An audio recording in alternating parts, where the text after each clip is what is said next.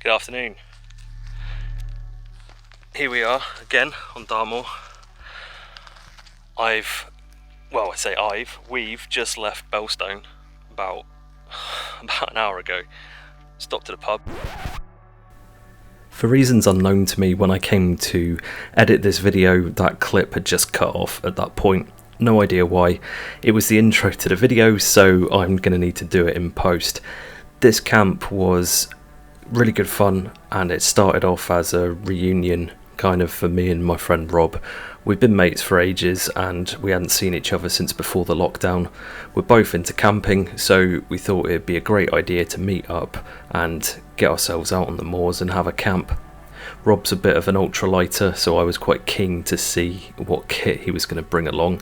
You may well notice from some of the clips going forward that his pack is flipping tiny. I think he brought a 30-litre pack for this camp.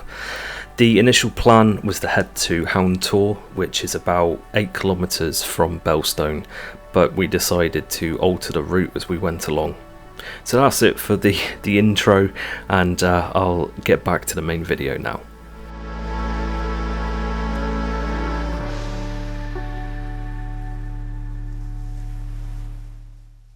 So Rob is a man of many talents and many interests, and one of those is birds, and I'm getting all kinds of facts about the local wildlife around here. So that to me is a blackbird. What is it, Rob? It's a raven.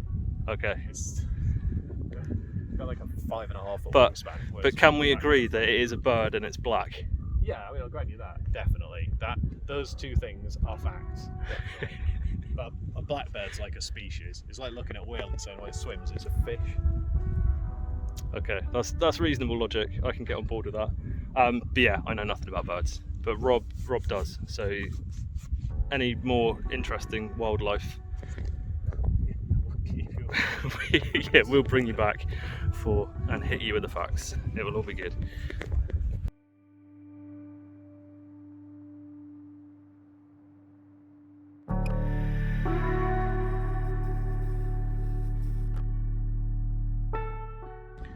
So I've had, I'd say, my first navigation win of the day.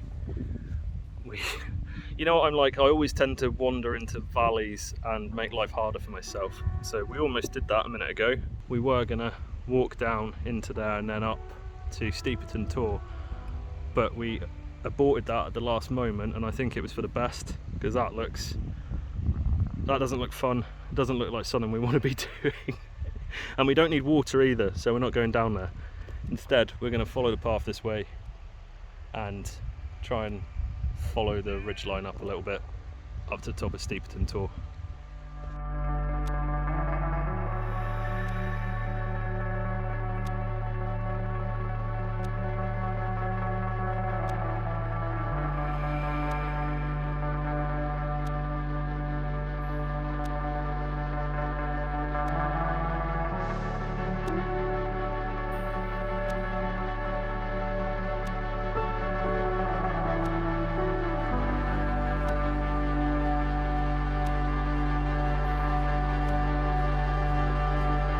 So we've stopped on Steeperton Tor. The weather, I don't want to say it's coming in, but there's a little bit of rain. We're hoping it's going to be short-lived. Stop for a brew. I've got my trusty BRS stove that you've seen in my other videos, and Rob has got the pocket rocket. What was it? You said it was a particular type of rocket? Yeah, it's Mark 1. The Mark 1 pocket rocket. It looks a bit more substantial than mine, but as long as it pulls water, it gives it a toss. So we haven't quite decided where we're going to camp. It's maybe going to be Hound Tor. We can skirt back round there, or I think we're quite close to Wild Tor, which you may remember was where I camped on my very first wild camp. So we're going to see what happens with the rain and head over to one of those two and set up, because there's a couple of people camping here already, and we've got a little bit of life left in the legs yet, so it would be a shame not to push on a little bit and take in a bit more of the moor. So yeah, gonna get a brew on, have that, see what the weather's doing, and take it from there. Dartmoor weather at its finest.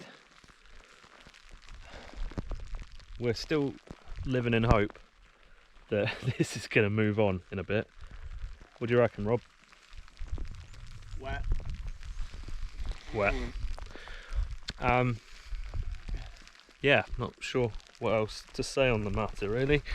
We're going to head over to the little hut over there, have a look at that, and then I think we'll then make our ultimate decision as to where we're going to lay our heads for the night.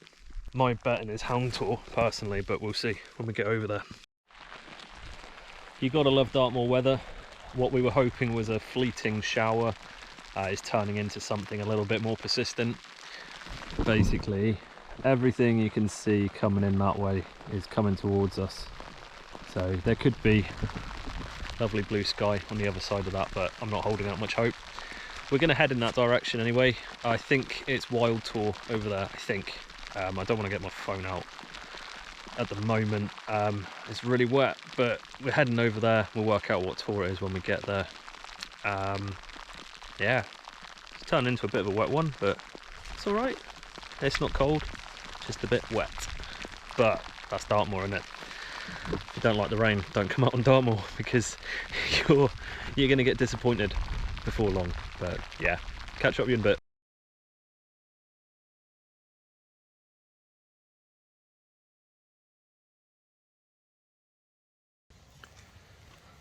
So the weather's cleared up, which is a bit of a blessing, but the rain has been replaced with a cloud, a swarm of midges. Unfortunately, we came down into the, I guess, a valley, because we figured if the weather was going to get nasty, then we'd be out of it, at least out of any wind or anything like that, which yeah, seemed like a good idea. As we got down here, the weather started clearing up, and yeah, surrounded by midges. So that's a bit of a downer, but could be worse. Could be raining. I think I just very, very mildly prefer midges to the rain, because at least I can still, get out and walk around without getting too wet, which is good. Give you a little tour of the camp.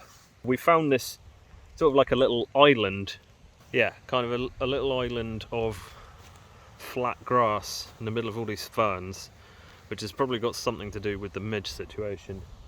Rob, what's your tent? What's your tent? It's a DD Hammocks super light tarp tent.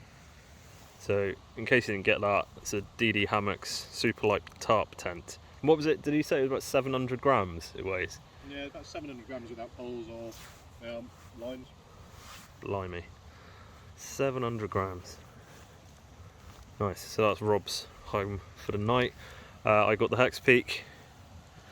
This is, yeah, it's fourth outing, I think, in total. I'm keeping the inner all zipped up, keep all those midges out. So not keen on sharing my sleeping quarters with a bunch of nasty midges, that's for sure. I think in total, I don't know how far we covered today. The initial route was only about 7 kilometers, but we've been on a big loop. So I think we've probably gone closer to, what do you reckon? I reckon about 15k?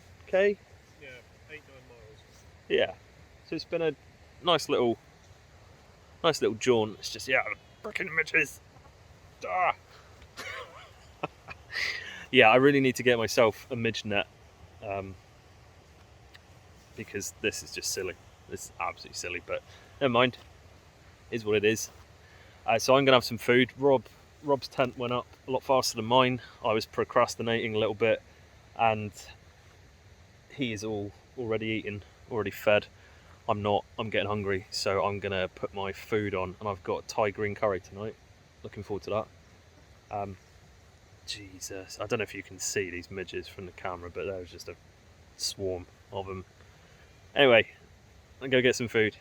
The wind has picked up just enough for those godforsaken midges to go wherever it is that midges go when they're not swarming around in your face and being a menace to humanity. which is nice. We're just sat here listening to the river, I guess. Yeah, we've been chatting a lot throughout the day, but we've just been sat here and like, oh, you've got to be kidding me. I had to say it, didn't I? Frickin' midges. Frickin' midges.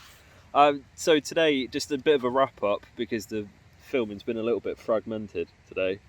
So we started off with the plan to go to Hound Tor, but we deviated. What was that tour called? Is it Knatterbourogh Tor we went to first? And then we went over to Steeperton Tor. Then we headed over to Wild Tor. That was kind of when the rain was chucking in. We had, initially, the plan was we were going to camp up there, but when we got there, it was like a slurry pit. It was just full of cow dung, and there wasn't really any decent places to pitch up. It was absolutely soaked, so we thought better of it, and we headed back to Steeperton Tor. Not Hound Tor. I thought we were going to Hound Tor, but we went down the wrong path. We ended up back up at Steeperton. We found a really good pitch there, but there was somebody else there, unfortunately. So yeah, hence why we cut down to the river, started walking back towards the car, so that in the morning we haven't got quite as much of a trek. And yeah, set up in Midge City. I had to say, didn't I? They've come back now. We sat there for a good 5 minutes and no midges, and I've just gone and ruined it. How's it been, Rob? Yeah, it's been alright. Long walk, very tussocky. Not a big fan of tussocks. We both got very wet. I went shin deep in a bog, and then we went through a load of long grass. My boots are just waterlogged now, which is a bit of a pain because they're not going to dry out overnight. Rob's got trainers on, so his are going to... They are off-road trainers, so I think I'm walking around in a pair of fucking Nikes or anything. Trail running shoes is what I'd say. I'm sorry, Rob is wearing trail running shoes, not trainers. So he got very wet, but he's probably going to be drier in the morning from a foot perspective than I am. But we haven't got that far to go. It's about 5k back to the car. So because we won't be procrastinating tomorrow, I reckon it'll only take us an hour or two to get back, which would be good. Yeah, we had some food, had some wine. It's just starting to get dark now. It's getting a bit misty and a little bit of rain in the air, which is kind of keeping the midges at least a little bit at bay, which is nice. But I guess probably next half hour to an hour we're gonna call it a night and get some Zeds, and then be up probably bright and early in the morning and head back to the car. So yeah, again, I haven't done as much filming as I normally do on these trips, but I haven't seen Rob in such a long time that we've just been chatting and catching up. So kind of filming took a little bit of a back seat. So my apologies for that in advance, but it's been good, and it's been nice to see a bit of a different part of the moor, because normally I'm over at the kind of Meldon or Postbridge areas. So to get out around Belstone's been nice. We ticked off a couple of new tours today, so that's all good. But on that note, I'm gonna call it a night, and yeah, check back in with you in the morning. We didn't get eaten by midges or washed away by flash floods, so all in all I'd count that as a successful camp. I think Rob was getting a bit worried that he was going to be keeping me in place longer than I wanted to be, but you were up at what, 6 o'clock? Yeah, about 10 to 6. Just as the sun came up, kind of. Yeah, it was nice. Yeah, so he did it how it's supposed to be, and I just slept until about 7 o'clock. But we're all packed up now. Just do the obligatory leave no trace, proof. All our rubbish is in that. No, it's not really, I'm only joking. Apart from the midges, it was pretty decent camp, if I'm honest. Maybe come back here in the cooler months when the midges are less of an issue.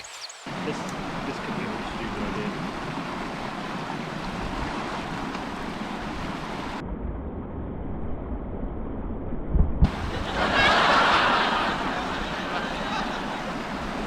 So we're just on our way back, and just wanted to summarise the route we took for those of you who are interested.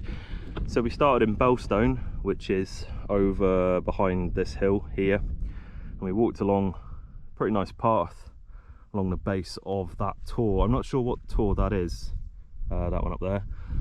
Given its proximity to Belstone, it may well be Belstone Tor, but I'll look that up when we get home.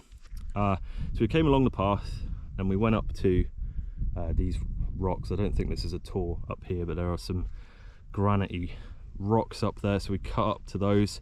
Then we walked along to, you can just see Knatterbourogh Tor poking out up here. Walked along to that one and then made our way over to Steeperton Tor. We didn't go straight up, we kind of, there's a valley down here. We followed that along and then made our way up to Steeperton Tor to save our legs a little bit. Then after that we went to Wild Tor, which you can't see from here, but it's kind of in that general direction that I'm pointing, but behind Steeperton. And then we kind of came down this side and into the valley, which is where we camped last night. And now we're hooking up with that path that we took yesterday and making our way back to Belstone. We've just come across what can only be described as a small lake that we need to get over. I mean, Rob just went off on a recce to see if he can find a way over. Yeah, we're gonna get wet feet. Oh well. Part of the adventure. That sums it up for today, I think. Good camp, but a bit soggy. So I'm gonna wrap it up here. Thanks a lot for watching, guys. I hope you enjoyed it, and I will see you in the next video. Take it easy.